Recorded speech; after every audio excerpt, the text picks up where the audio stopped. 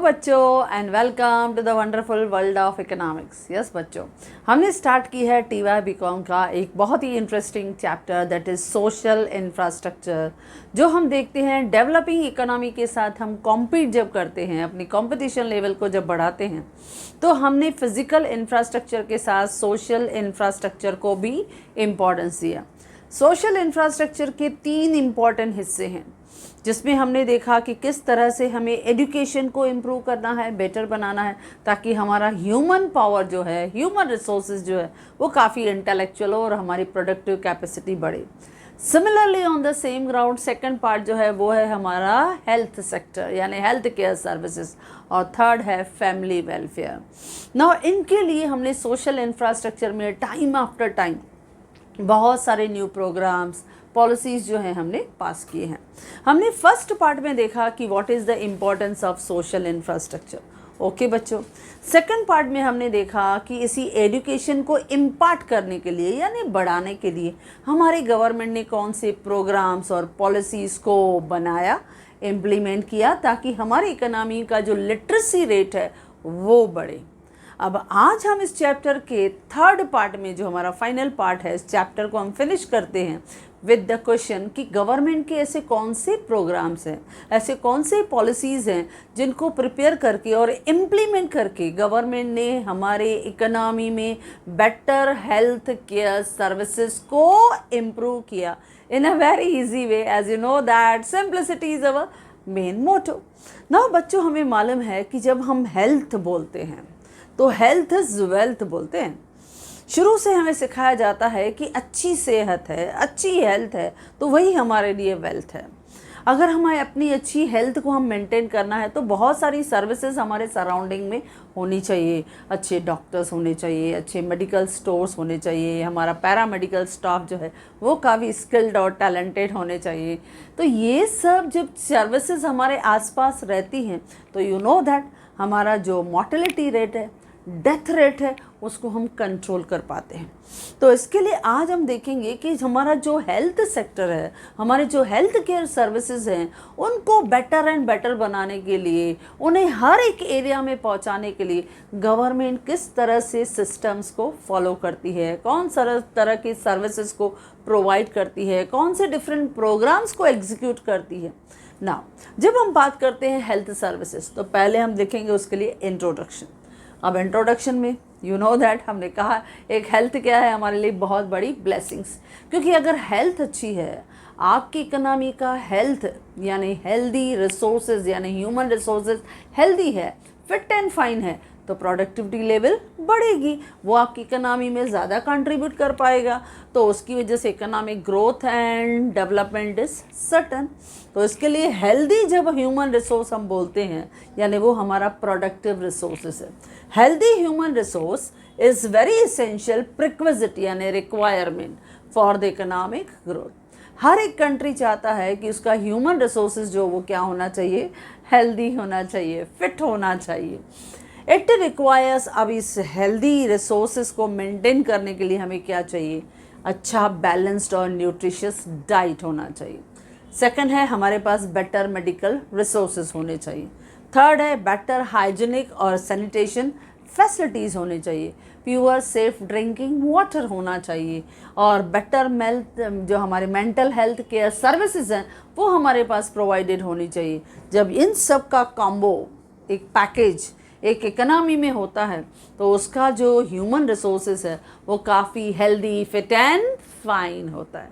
किसका कॉम्बिनेशन चाहिए बच्चों, हमारी इकोनॉमी में better balanced nutritious diet available होना चाहिए, बेटर मेडिकल फैसिलिटीज़ होनी चाहिए, बेटर हाइजीनिक एटमॉस्फेयर होना चाहिए, ड्रेनेज और सैनिटेशन फैसिलिटीज़ जो हैं वो भी हमारे पास बेस्ट होनी चाहिए, और हमारे मेंटल हेल्थ केयर जो सर्विसेज हैं वो भी बेटर होनी चाहिए। जब इस तरह की हर तरह की फैसिलिटी हमारी इकोनॉमी में है तो बट नेचुरल आपकी इकोनॉमी के जो ह्यूमन रिसोर्सेज हैं वो काफ़ी हेल्दी रहेंगे।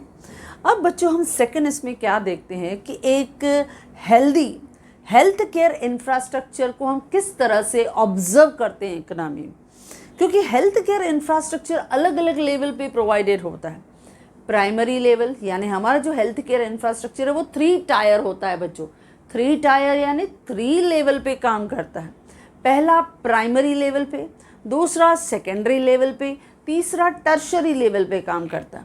जब हम देखते हैं प्राइमरी लेवल, तो प्राइमरी लेवल पे होते हैं 2 पार्ट्स, दैट इज सब सेंटर्स SC, और दूसरा रहता है primary health centres. Primary health centres को हम शॉर्ट फॉर्म में क्या बोलते हैं? PHC। आप शॉर्ट फॉर्म भी यूज़ कर सकते हो। अच्छा, जब हम प्राइमरी लेवल पे हेल्थ इंफ्रास्ट्रक्चर को देखते हैं तो ये क्या है? पहले सब सेंटर्स। अब सब सेंटर्स क्या होते हैं? ये लोकेटेड होते हैं खास करके remote interior areas of villages या अंडर डेवलप्ड एरियाज में, जहाँ पे पॉपुलेशन बहुत लिमिटेड होती है, बिटवीन 3000 टू 5000 पीपल, यानी 3000 से 5000 अगर लोग गांव में रहते हैं, जो बहुत ही लिमिटेड पॉपुलेशन है, वहाँ पे ऐसे सब सेंटर्स जो है वो प्रोवाइडेड होते हैं, यानी छोटी छोटी जो वहाँ पे क्लिनिक है वो प्रोवाइडेड होती है। अब यहाँ पे आपकी सेंट्रल गवर्नमेंट फंडिंग करती है। SC लेवल पे जो बैकवर्ड और रूरल एरियाज़ हैं, रिमोट इंटीरियर एरियाज़ हैं, हमारी सेंट्रल गवर्नमेंट ऐसी एरिया को कवर करती है और उन्हें देती है। छोटे क्लिनिक्स जो रहते हैं सब सेंटर्स में प्रोवाइडेड होती है। दूसरा है प्राइमरी हेल्थ केयर सेंटर्स। अब ये बड़े विलेजेस है, बड़े गांव हैं। अब बड़े गांव को जिसमें हम लोग को क्या मिलता है? प्राइमरी हेल्थ सेंटर्स यानी PHC। जहाँ पे ये PHC लोकेटेड होता है, वहाँ की पॉपुलेशन जो रहती है वो 20 से 30 हज़ार के बीच में होती है। यहाँ SC कहाँ होता है? जहाँ पॉपुलेशन 3000 टू 5000 पीपल रहते हैं। लेकिन जब आपका प्राइमरी हेल्थ सेंटर है तो वहाँ पॉपुलेशन कितनी है? 20,000 से 30,000 की पॉपुलेशन होती है। ये बड़े बड़े विलेजेस हैं, लेकिन यहाँ पे बड़े विलेजेस में जो गवर्नमेंट एक क्लिनिक देती है, एक छोटी सी मिनी हॉस्पिटल देती है, वहाँ पे जनरली जितनी भी फंडिंग होती है वो स्टेट गवर्नमेंट का होता है। SC पे जो आपका फंडिंग होता है बस सेंट्रल गवर्नमेंट, लेकिन जहाँ पे पॉपुलेशन थोड़ी ज़्यादा है वहाँ पे फंडिंग होती है बाय द स्टेट गवर्नमेंट। ये प्राइमरी लेवल पे हेल्थ केयर जो है, इंफ्रास्ट्रक्चर जो है वो काम करता है। जब हम सेकेंडरी लेवल पे आते हैं बच्चों, तो थोड़ा हम देखते हैं इन्वेस्टमेंट का लेवल बढ़ जाता है। उसमें भी आपका यहाँ दिखाई देता है 2 लेवल पे। एक रहता है कम्युनिटी हेल्थ सेंटर्स यानी CHC। ये अब जब हम कम्युनिटी हेल्थ सेंटर्स देखते हैं तो ये जस्ट लाइक यहाँ जैसे गवर्नमेंट की हॉस्पिटल्स कैसे होती हैं जो हमारे एरियाज़ में प्रोवाइडेड रहती है, खास करके इन सेमी अर्बन एरियाज़ में हम बात करते हैं। अब सेमी अर्बन एरियाज़ में जो हमारे कम्युनिटी हेल्थ सेंटर्स होते हैं वहाँ पे पॉपुलेशन लगभग 80,000 से लेके 1,20,000 तक है। तो ऐसी उनको एक हॉस्पिटल्स दी जाती है जहाँ पे पेशेंट्स जो हमारे सब सेंटर्स हैं या हमारे प्राइमरी हेल्थ सेंटर्स हैं, यहाँ से पेशेंट रेफ़र किए जाते हैं बड़ी गवर्नमेंट के हॉस्पिटल में। जिनकी ट्रीटमेंट यहाँ नहीं हो पाती है, गांव के हैं या बड़े गांव के अगर कुछ ऐसे पेशेंट्स हैं, कुछ ऐसी डिसीज़ेज़ हो गई जो यहाँ पे उनके पास ना मेडिकल फैसिलिटीज़ हैं, ना सर्जरी की कोई फैसिलिटीज़ हैं, तो अगर वो नहीं कवर कर पाते तो they will refer them to community health centres. वो उनको गवर्नमेंट के बड़े बड़े हॉस्पिटल्स में उनको कवर करते हैं।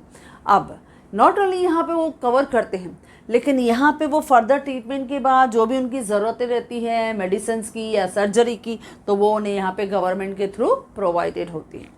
देन होता है सब डिस्ट्रिक्ट हॉस्पिटल्स यानी SDH, यानी डिस्ट्रिक्ट लेवल पे, लेकिन सब डिस्ट्रिक्ट हॉस्पिटल SDH, या पूरा कभी कहीं कहीं पर डिस्ट्रिक्ट हॉस्पिटल्स यानी बड़े लेवल पे उनको हॉस्पिटल्स दी जाती हैं।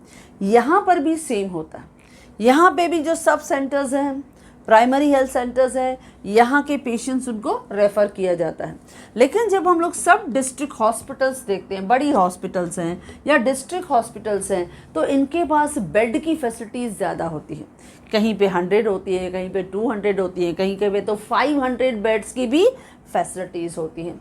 तो इस तरह से डिस्ट्रिक्ट हॉस्पिटल्स में भी वी विल फाइंड इट कि इस तरह की फैसिलिटीज़ होती है, ताकि एवरी स्टेज, हर एक लेवल पे ज़्यादा से ज़्यादा मेडिकल फैसिलिटीज़, अच्छा मेडिकल स्टाफ, अच्छा पैरामेडिकल सर्विसेज, स्किल्ड जो पैरामेडिकल स्टाफ है वो उनको प्रोवाइडेड होता है। क्योंकि उनका बेसिक मेन एम क्या है?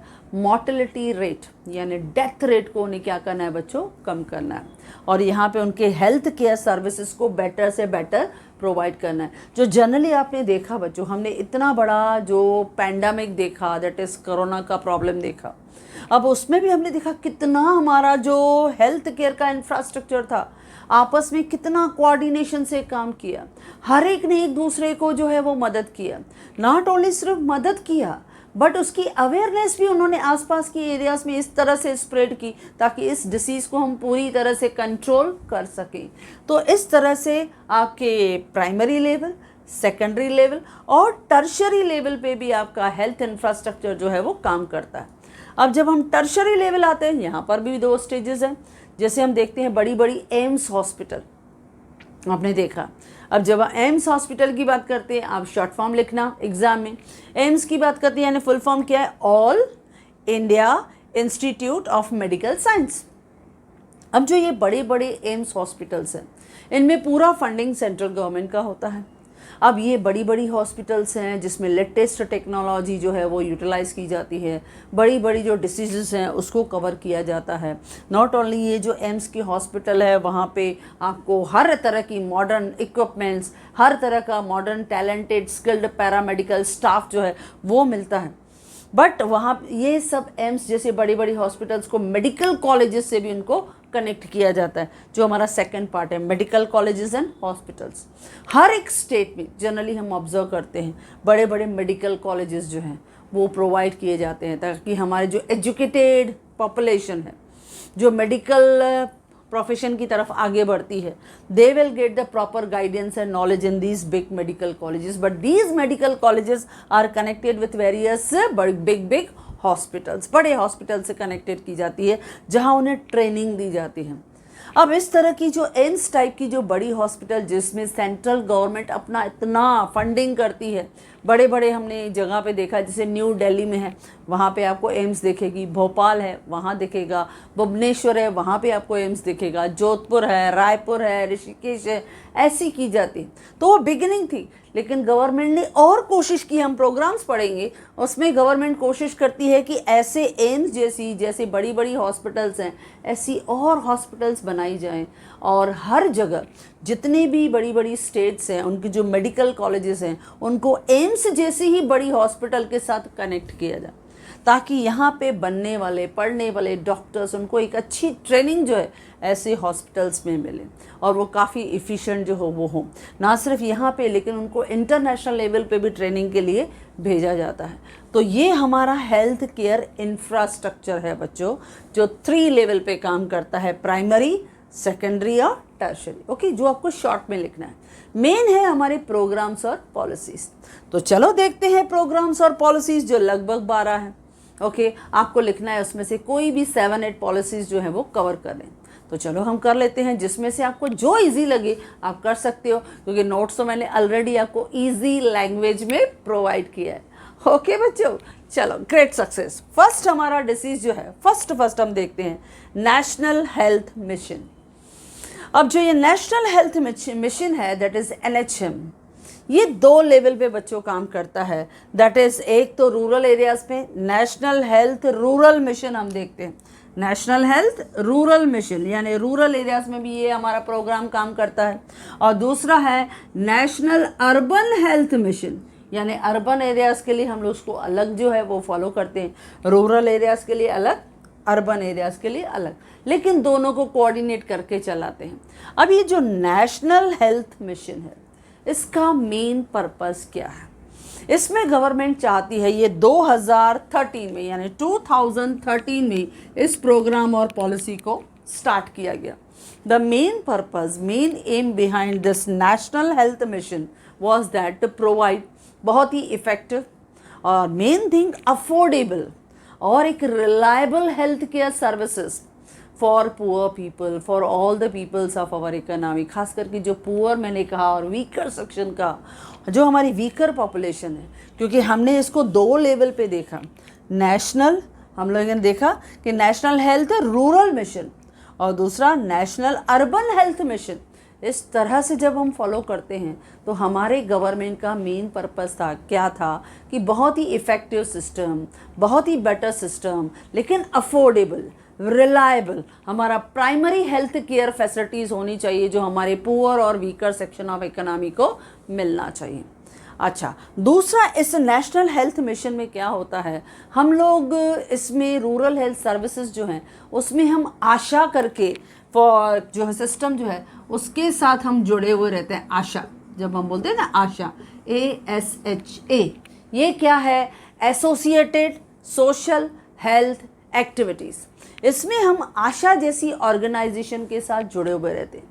अब ये जो आशा जैसी ऑर्गेनाइजेशन है, इसके जो वर्कर्स रहते हैं वो सब रूरल एरियाज़ में कनेक्टेड होते हैं आंगनवाड़ी के साथ। जैसे मैंने अभी अभी कोरोना का प्रॉब्लम लिया, तो कोरोना के प्रॉब्लम में क्या था, किस तरह से प्रिकॉशन लेना है, किस तरह से अपने आप को सेफ रखना है, किस तरह से दूसरे की भी मदद करनी है विदाउट अफेक्टिंग योरसेल्फ, प्लस किस तरह से वैक्सीनेशन की अवेयरनेस हर जगह दिया, किस तरह से मेडिसिन्स लेने के लिए हमने किया, प्लस हम लोग बहुत सारी ऐसे डिसीज़ेस भी आते हैं। जैसे अभी से फॉर एग्जांपल अगर रेनी सीज़न है तो हमारी इकोनॉमी में मलेरिया जो है, या समझो वेक्टर बोर्न डिसीज़ेस हैं, या हम लोग कभी कभी देखते हैं कि मलेरिया है, डेंगू है या चिकनगुनिया है, ऐसी डिसीज़ेस नहीं फैले, इसकी अवेयरनेस हम कैसे फैलाएं वो हम कोशिश करते हैं। तो ये आशा जो ऑर्गेनाइजेशन है वो बैकवर्ड एरियाज़ में आंगनवाड़ी से कोऑर्डिनेटेड होती है। वहाँ पे वो लोगों के साथ विलेज लेवल पे, ग्राउंड लेवल पे काम करते हैं। इसके लिए वो डायरेक्टली उनसे जुड़े हुए रहते हैं। इसके लिए ये मिशन को रूरल एरिया में फॉलो करना बहुत आसान होता है। उन्हें उन्हीं की लेवल में उनके वर्कर्स के साथ हम जोड़ देते हैं, धीरे धीरे करके उनको हर एक चीज़ जो है वो समझाते रहते हैं ताकि उन डिसीज़ेस को कंट्रोल किया जाए। जैसे मैंने कहा वैक्सीनेशन देना है तो कैसे उन्हें इनकरेज करना, मोटिवेट करना ताकि वो इस तरह की वैक्सीनेशन लें और इस तरह की डिसीज़ेस को हम कंट्रोल कर सकें। तो ये ASHA that is national health mission है जो 2 लेवल पे होता है, that is NHRM national health rural mission और national urban health mission. Okay बच्चों, अच्छा नेक्स्ट है that is communicable diseases programme. अब हमारा जो हेल्थ मिनिस्ट्री है वो हमेशा कोशिश करता है कि बहुत सारे प्रोग्राम्स और पॉलिसी को एग्जीक्यूट करें ताकि कम्युनिकेबल जो डिसीज़ेस हैं उनको हम कंट्रोल कर सकें। जैसे हम HIV और एड्स देखते हैं, HIV और एड्स के प्रोग्राम्स के थ्रू हम कोशिश करते हैं कि इस डिसीज़ेस को हम कम से कम करें, यानी हमारी इकोनॉमी में कम से कम हो, यानी ये इकोनॉमी में डिसीज़ेस टोटली इरेडिकेट हो जाए। उसकी अवेयरनेस जो है वो हम लोगों तक कम्युनिकेट करके उन्हें पहुंचाते हैं ताकि वो ज़्यादा से ज़्यादा लोगों तक उनकी फैसिलिटीज़ सर्विसेज पहुंचा सकें। देन है जैसे नेशनल TB कंट्रोल प्रोग्राम, ये भी कोशिश की जाती है, यानी बहुत से एडवर्टाइजमेंट के थ्रू, बहुत से सोशल मीडियाज़ के थ्रू, कभी कभी तो पॉपुलर जो हमारे फिल्म स्टार्स हैं जैसे अमिताभ बच्चन है वो भी एडवर्टाइजिंग करता है कि अगर 15 दिन से ज़्यादा खांसी है तो आप आसपास की जो एरियाज़ हैं, क्लिनिक हैं, वहाँ पे कांटेक्ट करो ताकि TB जैसी डिसीज़ आपको नहीं हो, यानी इस डिसीज़ को भी हमें पूरी तरह से ख़त्म करना है। सेकंड रहता है जैसे national vector borne diseases programme.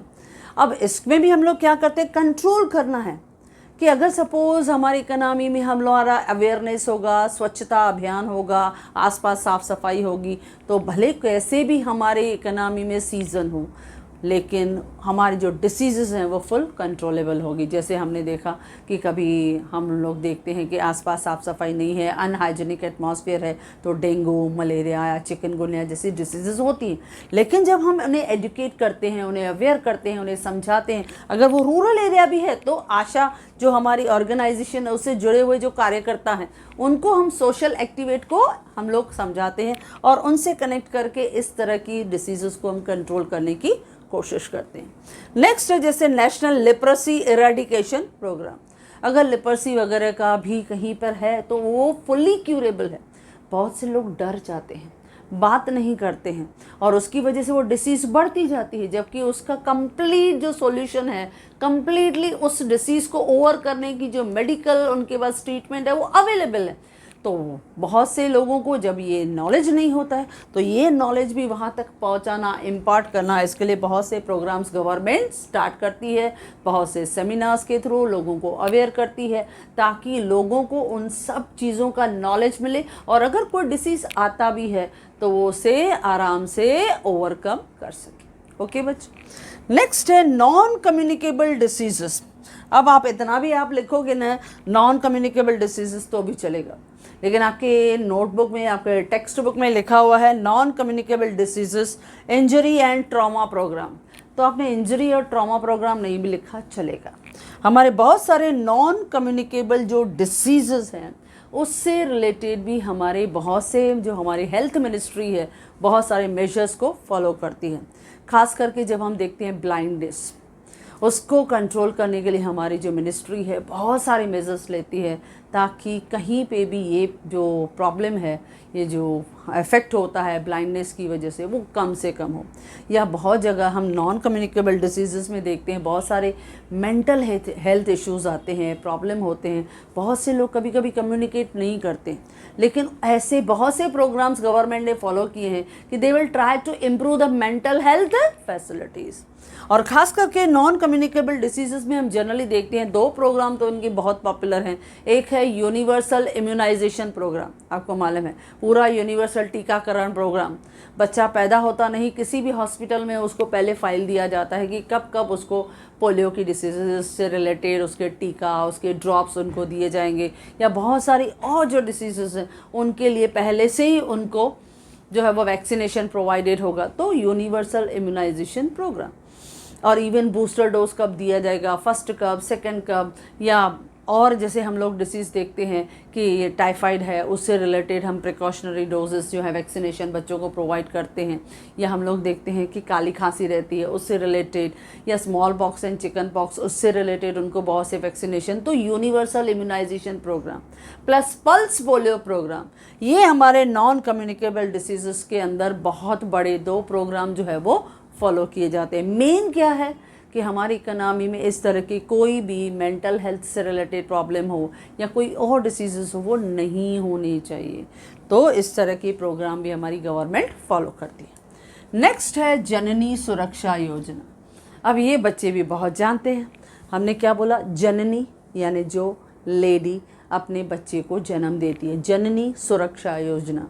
यानी यहाँ पे हम लोग क्या चाहते हैं, यहाँ पे हम चाहते हैं 100% जो मैटरनल मॉर्टेलिटी रेट है, मैटरनल डिलीवरी करने वाली जो लेडी है उसका डेथ 0 होना चाहिए। यानी डिलीवरी के दौरान हमारी जो गवर्नमेंट है वो कोशिश करती है हर एरिया में, यानी इस तरह के क्लिनिक्स तो वो प्रोवाइड कर पाए कि वहाँ पे स्किल्ड स्टाफ हो, ताकि लेडी की जो डिलीवरी है जब वो बच्चे को जन्म दे रही है तो उस समय उसके सामने स्किल्ड पैरामेडिकल स्टाफ होना चाहिए, उसके पास अच्छे नर्सेज, अच्छे डॉक्टर्स होना चाहिए। तो इसके लिए जननी सुरक्षा योजना। अब ये जो जननी सुरक्षा योजना है ये 100% हमारी सेंट्रली स्पॉन्सर्ड स्कीम है, यानी सेंट्रल गवर्नमेंट उसको फॉलो करती है। इसका मेन पर्पस क्या है कि जो मैटरनल है, मैटरनिटी के दौरान, डिलीवरी के दौरान जो हमारा डेथ रेट है, मॉर्टेलिटी रेट है वो कम होना चाहिए। एंड दे इंश्योर इट, वो हमेशा चाहते हैं कि जब डिलीवरीज करवाएं, क्योंकि गांव में क्या होता है दाइयाँ वगैरह लेके आते हैं जो प्रोफेशनली ट्रेंड नहीं होती हैं, तो वो हमेशा चाहते हैं कि जो डिलीवरी हो, मैटरनिटी हो, वो हमेशा कंडक्ट हो बाय स्किल्ड बर्थ स्टाफ। जो हमारे अटेंडेंट्स हो वो स्किल्ड हो, नर्सेस हो, डॉक्टर्स वो स्किल्ड हो। तो ऐसे हमेशा जननी सुरक्षा योजना यूज़ की जाती है। नेक्स्ट होता है जननी शिशु सुरक्षा कार्यक्रम, यानी JSSK। अब ये भी जो है वो भी इसी से रिलेटेड होता है। मेन पर्पस क्या है, हमारा डेथ रेट उन्हें कम करना है। यानी जननी शिशु उसका सुरक्षा कार्यक्रम, यानी जब न्यू बॉर्न बेबी है, कभी प्री मैच्योर डिलीवरी हो जाती है, या समझो उसका जो न्यू बॉर्न बेबी है उसको कोई प्रॉब्लम आता है, तो उसके लिए आपको मालूम है पेडियाट्रिक डॉक्टर्स होते हैं। तो इसके लिए गवर्नमेंट ने जननी शिशु सुरक्षा कार्यक्रम जो है ये स्टार्ट किया इन जून 2011। इसका मेन पर्पस क्या था कि अगर प्रेग्नेंट लेडी है उसके अंदर अगर कोई प्रॉब्लम आया तो भी वो हैंडल करेंगे। प्री मैच्योर हुआ या बॉर्न बेबी को कुछ प्रॉब्लम हुआ, बॉर्न बेबी थोड़ा सिक है, उसे कुछ फिजिकल या मेंटल कोई भी प्रॉब्लम आता है, तो it must be properly handle, उन्हें हैंडल किया जाना चाहिए। उन्हें प्रॉपर पेडियाट्रिशियन की सपोर्ट मिलनी चाहिए, उन्हें उस तरह की सब सर्विसेज जो है वो प्रोवाइड होना चाहिए ताकि बच्चों के मरने की संख्या कम हो। और इसमें हमेशा गवर्नमेंट जो है काफ़ी हैवी थाउजेंड्स ऑफ करोड्स में जो है वो फंड प्रोवाइडेड करती है। तो वो क्यों, ताकि जो इन्फेंट मॉर्टेलिटी रेट है, बच्चों के मरने की संख्या है, वो कम से कम। नेक्स्ट है प्रधानमंत्री स्वास्थ्य सुरक्षा योजना। अब ये भी बच्चों बहुत पॉपुलर प्रोग्राम है। प्रधानमंत्री स्वास्थ्य सुरक्षा योजना यानी PMSSY। अब इस प्रोग्राम में जनरली हमारी गवर्नमेंट क्या चाहती है कि जिस तरह से ये हमारे एम्स हॉस्पिटल हैं, वैसे ही इस प्रोग्राम के अंदर उन्होंने कोशिश किया कि 6 और एम्स जैसी हॉस्पिटल जो हैं वो अलग अलग स्टेट्स में प्रोवाइडेड, क्योंकि जितनी मेडिकल फैसिलिटीज़ बढ़ेगी उतना हमारा डेथ रेट कम होगा, और डेथ रेट कम होगा यानी इससे क्या होता है, हमारी इकोनॉमी की जो हेल्थ रिसोर्सेज है, हेल्थ फैक्टर है, वो काफ़ी प्रोडक्टिव और हेल्दी होगा। तो इसके लिए सेटअप करना है 6 एम्स जैसी, यानी एम्स यानी all India institute of medical science. वो हमें बड़े एम्स जैसे हॉस्पिटल्स जो हैं, इंस्टीट्यूशन जो है, वो हमें अलग अलग स्टेट्स में देनी है। लेकिन उसके साथ साथ तो हमें अपग्रेड करना है, क्योंकि आपको मालूम है मेडिकल साइंसेस में हमेशा चेंजेस आते रहते हैं, न्यू दवाइयाँ आते हैं, न्यू टेक्नोलॉजी उसमें आती है, इवन सर्जरी के जो हमारे जो तरीके हैं उसमें भी बदलाव आता है। तो वो अवेयरनेस, वो नॉलेज, वो ट्रेनिंग हमारे स्टाफ को देनी है, उन्हें अपग्रेड करना है। तो upgrade 13 existing government medical colleges, खास करके इन 10 स्टेट्स। जो 10 मेन स्टेट्स हैं उनमें जो बड़े बड़े मेडिकल कॉलेजेस हैं, उनमें स्पेशली जो 13 गवर्नमेंट के मेडिकल कॉलेजेस हैं उन्हें अपग्रेड करना है। उनके पास लेटेस्ट मशीनरी होना चाहिए, बड़ा अच्छा स्किल्ड स्टाफ होना चाहिए, अच्छा उनके पास पैरामेडिकल सर्विसेज होनी चाहिए, अच्छी ट्रांसपोर्टेशन के साथ, अच्छी इंफ्रास्ट्रक्चर यानी फिजिकल जो उनका इंफ्रास्ट्रक्चर है उनके साथ उनको कनेक्ट करना, यानी ट्रांसपोर्टेशन फैसिलिटी अच्छी हो, उनके पास बैंकिंग फैसिलिटीज़ अच्छी हो, उनके पास जो आसपास उनकी रिक्वायरमेंट है उनको हम प्रोवाइड कर पाएँ। तो इस तरह के 13 एग्जिस्टिंग गवर्नमेंट मेडिकल स्टाफ जो है उन्हें हम अच्छी तरह से कवर कर पाएँ। तो ये था प्रधानमंत्री स्वास्थ्य सुरक्षा योजना, क्योंकि इससे क्या होगा, पूरा देश सेफ रहेगा, वो इन प्रोटेक्ट हैंड्स में रहेगा। क्योंकि हम लोग तो गॉड को, यानी गॉड का जो इम्प्रेशन है वो किस में देखते हैं, डॉक्टर में। हमारे लिए तो जो डॉक्टर है वही गॉड है, वो हमें बचाता है। तो इसके लिए उनको ज़्यादा से ज़्यादा फैसिलिटीज़ प्रोवाइड करना और मैक्सिमम एरियाज़ में वो सब सिक्योरिटीज़ प्रोवाइड करना, फैसिलिटीज़ प्रोवाइड करना, ताकि ज़्यादा से ज़्यादा लोगों की जान बचाई जा सके। ओके बच्चों, नेक्स्ट है दैट इज़ स्पेशली हम लोग देखते हैं 7th point, that is next programme जो है national programme for health care of elderly यानी जो सीनियर सिटीज़न है बच्चों। National programme for health care of elderly यानी NPHE ये प्रोग्राम, यानी एल्डर्स के लिए भी हमारे गवर्नमेंट ने एक प्रोग्राम बनाया है। क्योंकि इसमें मेन एम क्या होता है कि हमारे इकोनॉमी में एक separate, special, effective, affordable health care system होना चाहिए फॉर सीनियर सिटीजन्स। क्योंकि आपको मालूम है सीनियर सिटीजन्स जो हैं वो बहुत बार जो हैं बहुत सारी सर्विसेज से, बेसिक फैसिलिटीज से डिप्राइव्ड रहते हैं। उनके खुद के फैमिली मेम्बर्स जो है वो उनको सपोर्ट नहीं करते हैं। तो गवर्नमेंट स्पेशली बहुत जगह पे जो सीनियर सिटीजन्स हैं उनके जो सर्विसेज हैं उनको बेटर बनाते हैं। ना सिर्फ बेटर बनाते नहीं हैं, उसके लिए स्पेशल स्टाफ को अपॉइंट करते हैं और उनके लिए अफोर्डेबल कॉस्ट जो है वो भी डिसाइड कर लेते हैं। जो हमने ट्रांसपोर्टेशन में भी देखा है, कम्युनिकेशन में भी देखा है, इवन हॉस्पिटलाइजेशन में देखा है। तो इसके लिए national programme for health care of elderly यानी सीनियर सिटीज़न के लिए एक बहुत ही स्पेशल और बहुत ही अफोर्डेबल और सेपरेट प्रोग्राम, ताकि सीनियर सिटीज़न का भी हम अच्छी तरह से देखभाल कर सकें। तो ये यहाँ पे प्रोवाइडेड होता है। नेक्स्ट होता है 8th पॉइंट पे आ रहे हैं पहले आयुष प्रोग्राम।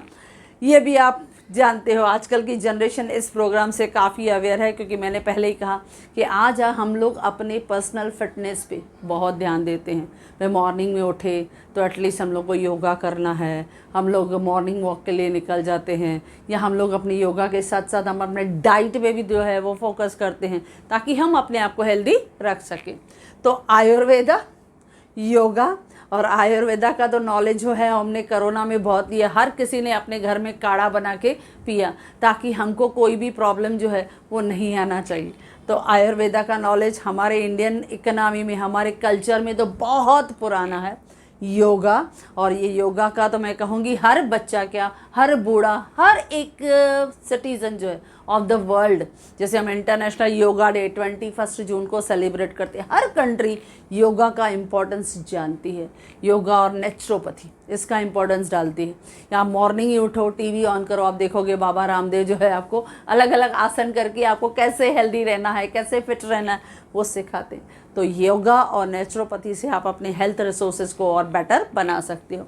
यूनानी बहुत सारी मेडिसिन, सिद्धा एंड होम्योपैथी, ये जब सब मिलते हैं, आयुर्वेदा, योगा एंड नेचुरोपैथी, यानी आयुर्वेदा का ए, वाई, यूनानी, सिद्धा एंड होम्योपैथी, तो बनता है आयुष।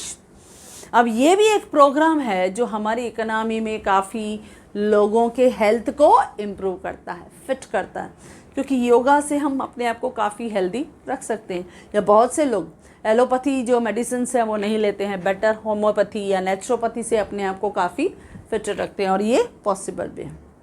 नेक्स्ट होता है 9th प्रोग्राम, पुअर पेशेंट्स, उनके लिए financial support.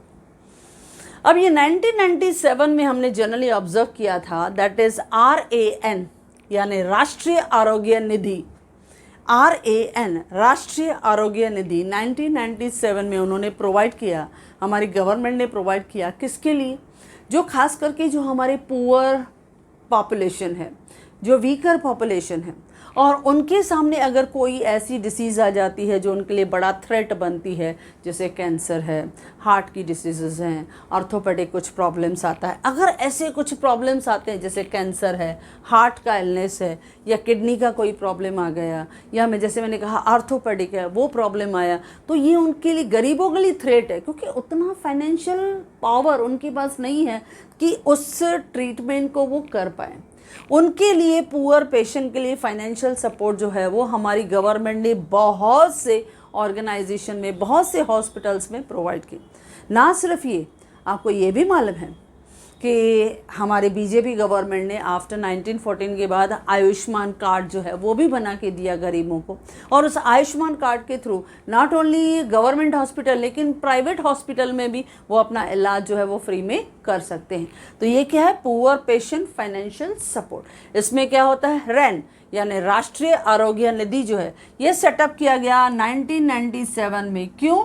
To support cancer जैसी डिसीज़, हार्ट इलनेस हो, किडनी का प्रॉब्लम हो, या कोई ब्रेन सर्जरी हो, या आर्थोपेडिक जैसे नी ट्रांसप्लांटेशन होता है, आपको मालूम है उसमें भी प्रॉब्लम होता है। तो ऐसी कुछ थ्रेटनिंग डिसीजेज आ रही हैं जिसमें खर्चा बहुत ज़्यादा है, तो गवर्नमेंट उनको फंडिंग करती है। नेक्स्ट आता है 10th प्रोग्राम, दैट इज़ राष्ट्रीय Swasthya Bima Yojana, that is RSBY, RSBY। ये प्रोग्राम 2008 में स्टार्ट किया गया। किसके लिए? To provide social health insurance, यानी सिक्योरिटी। किसको? वर्कर्स को जो एम्प्लॉयड है अनऑर्गेनाइज सेक्टर। अब ऑर्गेनाइज सेक्टर्स में तो काफ़ी सपोर्ट है, मेडिक्लेम वगैरह बहुत से लोग करवा लेते हैं। आप देखते हो कि इतना सा आप लोग मंथली भरो और काफ़ी जो सपोर्ट है, इंश्योरेंस जो है वो कवर होती है। लेकिन बहुत से वर्कर ऐसे हैं जैसे टैक्सी ड्राइवर्स हैं, ऑटो ड्राइवर्स हैं, या बहुत से बीड़ी फैक्ट्री में जो है वो काम करते हैं, ये रेलवेज़ वर्कर्स हैं, यानी लाइसेंस रेलवे वर्कर हैं, वहाँ पे डब्बा पहुँचाने वाले रहते हैं, वो पर्सन्स काम करते हैं। डोमेस्टिक वर्कर्स जो हैं वो काफ़ी रहते हैं। कंस्ट्रक्शन में बहुत सारे वर्कर्स रहते हैं, या माइंस में वर्कर्स काम करते हैं, या बहुत सारे छोटी छोटी फैक्ट्रीज में काम करने वर्कर्स हैं, या स्ट्रीट के वर्कर्स और वेंडर्स रहते हैं। ये सब क्या है? Unorganised sectors. उनके लिए भी गवर्नमेंट ने क्या प्रोवाइड किया? अलग से प्रोग्राम, ताकि उनको भी अगर प्रॉब्लम हो तो उन्हें भी health care services very low और अफोर्डेबल कॉस्ट में प्रोवाइड कर सकें। तो ये क्या था आपका? राष्ट्रीय स्वास्थ्य बीमा योजना, जो अनऑर्गेनाइज सेक्टर्स में उनके लिए प्रोवाइड करना। ओके बच्चों, तो इससे काफ़ी वर्कर्स जो अनऑर्गेनाइज सेक्टर्स थे उनको भी उन्होंने हेल्थ इंश्योरेंस, हेल्थ की सिक्योरिटी प्रोवाइड की। ओके बच्चों, नेक्स्ट है 11th, दैट इज़ रीप्रोडक्ट, यानी मैटरनिटी, उसके दौरान सिक्योरिटी देना। Maternal, newborn, child and adolescent health, इसको हम कहते हैं RMNC। H यानी चाइल्ड के लिए, प्लस A यानी एडोलेसेंट। हम क्या कहते हैं? Reproduct, then maternal, new born child and adolescent health. हमने आर यूज़ किया रिप्रोडक्टिव, यानी जब एक प्रेग्नेंट लेडी है उसके लिए बहुत सारे हॉस्पिटल्स में जो है वो हर एक फैसिलिटीज़ प्रोवाइड करना, जैसे हम जननी सुरक्षा योजना में देखते हैं, JSY योजना में, तो वो रिप्रोडक्टिव के दौरान उस स्टेज में है तो उस लेडी को, प्रेग्नेंट वुमेन को हर एक फैसिलिटी मिलनी चाहिए। मैटरनल, जब वो उसकी डिलीवरी हो रही है तो भी स्किल्ड अटेंडेंट, स्किल्ड स्टाफ जो है वो सब उन्हें प्रोवाइडेड देना है with all the medical services. New born child जो है उसे भी वो सब फैसिलिटीज़ जो है वो मिलनी चाहिए। और आजकल एडोलेसेंट हेल्थ, जब हम एडोलेसेंट हेल्थ की बात करते हैं तो आपको मालूम है आजकल की जनरेशन के काफ़ी मेंटल हेल्थ इश्यूज़ आने लगे हैं, और ये आपको पता है, यानी काफ़ी बच्चों को डिप्रेशन हम देखते हैं, एंग्जाइटी हम देखते हैं, कभी कभी वो स्ट्रेस उनको लगता है, फोबिया होता है, पढ़ाई का प्रेशर होता है, हर स्ट्रेस उन्हें दिखाई देता है। तो ऐसे बच्चों को में भी अवेयरनेस उन्हें प्रोवाइड करना, उसे हर तरह की फैसिलिटी, उन्हें काउंसलिंग प्रोवाइड करना अंडर दिस स्कीम। तो रिप्रोडक्टिव, मैटरनल, न्यूबॉर्न चाइल्ड और एडोलेसेंट, यानी जो हमारे टीन एजर्स हैं उन्हें हर तरह का जो सपोर्ट है वो उन्हें हेल्थ केयर फैसिलिटीज़ के थ्रू पहुंचाना। लास्ट है that is national health policy of 2017। अब 2017 में नेशनल हेल्थ पॉलिसीज़ जो था ये प्रोवाइड किया गया, इसका भी मेन एम यही था, हमारी इकोनॉमी का हेल्थ सर्विस इफेक्टिव होना चाहिए, बहुत ट्रस्टवर्दी होना चाहिए, रिलायबल होना चाहिए, अफोर्डेबल होना चाहिए और बेस्ट होना चाहिए।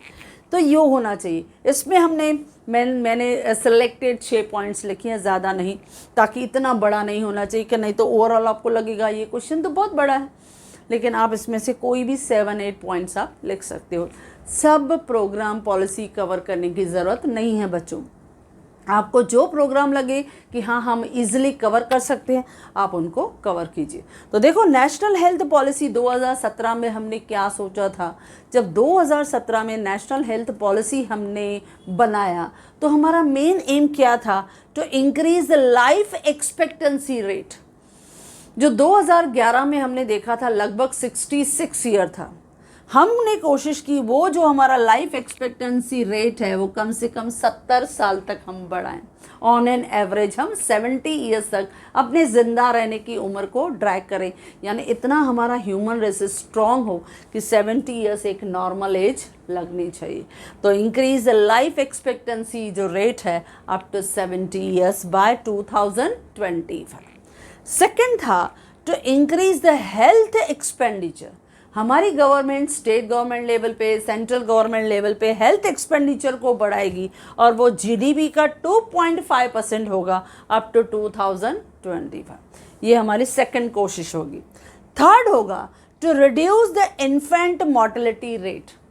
बच्चों को हम मरने नहीं देंगे, हमारे पास अच्छे पेडियाट्रिशियन होंगे, अच्छी हेल्थ सर्विसेज होगी, ट्रांसपोर्टेशन बहुत अच्छी होगी, हमारे पास जितने भी टेक्नोलॉजी होगी, मशीनरी होगी, इक्विपमेंट्स होगा, हर जगह अवेलेबल होगा, ताकि न्यू बॉर्न बेबीज़ को कभी भी कोई प्रॉब्लम नहीं होना चाहिए। तो जो हमारे रिड्यूस इन्फेंट मोर्टेलिटी रेट है और प्लस हमारा इम्यूनाइजेशन सिस्टम जो होगा, वैक्सीनेशन प्रोग्राम होगा वो इफेक्टिव होगा, जो पल्स पोलियो प्रोग्राम है वो इफेक्टिव होगा, यानी हर बच्चे को वो सब चीज़ों का बेनिफिट मिलेगा। इससे क्या होगा, रिड्यूस होगा इन्फेंट मोर्टेलिटी रेट 28 पर 1000 बाय 2019। हम कोशिश करेंगे 2019 तक हमारा इन्फेंट मोर्टेलिटी रेट कम से कम, जो हमने काफ़ी अचीव कर लिया। नेक्स्ट है to reduce the prevalence of blindness to 0.25 पर 1000 ऑफ 2025। जो हमने कहा नॉन कम्युनिकेबल डिसीजेस में ये जो ब्लाइंडनेस का प्रॉब्लम है वो हमें कम करना है, इम्प्रूव करना है हमें बहुत सारी फैसिलिटीज़ को, कि कहीं कुछ प्रॉब्लम आया इमीडिएटली उसका सॉल्यूशन होना चाहिए। आप देखो बहुत जगह हम लोग मोटिवेशन देखते हैं कि अपने ऑर्गन्स जो है वो डोनेट करो। ऑर्गन डोनेट करने से क्या होता है, हम दूसरे की लाइफ में रोशनी ला सकते हैं, यानी हमारे जो ऑर्गन्स हैं हमारे मरने के बाद भी दूसरे के जब हम लोग देखते हैं लाइफ में एक बहुत इंपॉर्टेंट रोल प्ले कर रहे हैं, तो इससे क्या होगा, जो हमारे प्रॉब्लम्स हैं यानी कुछ भी मेंटल हेल्थ है या कोई और फिजिकल हम लोग देखते हैं प्रॉब्लम है, तो वो सब रिड्यूस होने लगेंगे। तो इसके लिए उन्होंने कहा to reduce the prevalence of blindness smogness to 0.25 यानी निग्लिजिबल होना चाहिए बाय कमिंग 2025। ओके बच्चों, देन नेक्स्ट फिफ्थ वन है टू नो द HIV और एड्स का स्टेटस।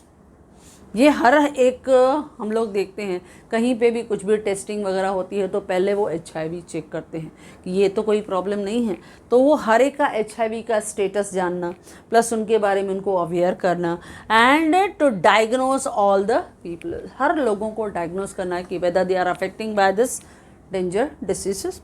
नेक्स्ट है टू प्रमोट द हेल्थ और एनवायरनमेंट, उनकी हेल्थ भी बढ़ानी है, एनवायरनमेंट भी बढ़ाना है। बहुत ही common program that is the Swachh Bharat अभियान। तो स्वच्छ भारत अभियान के थ्रू हम कोशिश करते हैं कि आपकी इकोनॉमी में साफ सफाई हो, आपकी इकोनॉमी में लोगों को हर एक जगह पे क्लीन हाइजीनिक जो है वो एटमॉस्फेयर दिखे। इसके लिए आप देखते हो हर जगह यानी कचरा कहीं पे भी बाहर नहीं फेंकना है, गीला कचरा अलग रखना है, सूखा कचरा अलग रखना है, प्लस वो भी रिसाइकल में जाएगा। हर एक जगह पे यू विल सी दैट कि आपका जो सराउंडिंग है वो हाइजीनिक होना चाहिए। इवन जो ड्रेनेज देखते हैं, इवन जो सैनिटेशन फैसिलिटीज़ देखते हैं वो भी अंडरग्राउंड कर देते हैं। तो आपका स्वच्छ भारत अभियान है तो बट नेचुरल डिसीजेज स्प्रेड नहीं होंगी।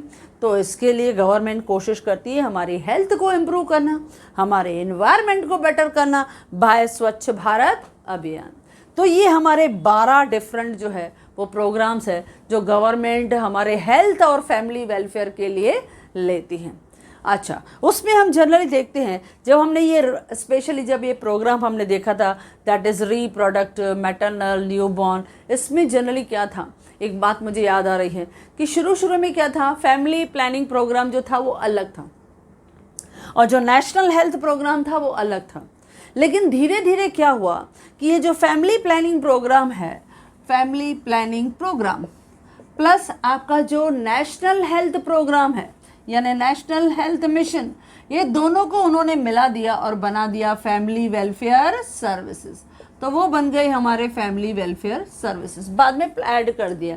यानी गवर्नमेंट ओवरऑल हमारे जितने भी हॉस्पिटल्स हैं, मेडिकल कॉलेजेस हैं, पैरामेडिकल स्टाफ है, उनको इतना फंडिंग करती है। आपने देखा था जब वैक्सीनेशन आया था तो हमारे ऑनरेबल प्राइम मिनिस्टर ने क्या कहा था कि पहला वैक्सीनेशन जो है वो किनको दिया जाएगा, डॉक्टर्स को और हमारे पैरामेडिकल स्टाफ को, क्योंकि जब वो स्वस्थ रहेंगे तो हमारे देश को बेटर सर्विसेज मिलेंगी।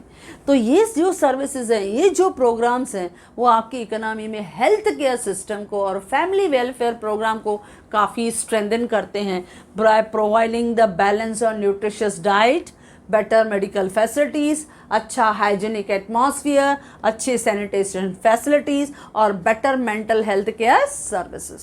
तो ये सब ओवरऑल प्रोवाइड करते हैं और हमारा जो इकोनॉमी का जो ह्यूमन रिसोर्सेज है वो काफ़ी एक्टिव, फिट एंड फाइन रहता है। ओके बच्चों, तो ये था बहुत ही इंपॉर्टेंट क्वेश्चन जिसमें 12 हमने पॉलिसीज़ पढ़ी। आप इसमें से एनी 7-8 लिख सकते हैं। Okay बच्चों, so if you like this video, you can share with your maximum friends, and if you want my handwritten notes, a link is given in the description box. Thank you.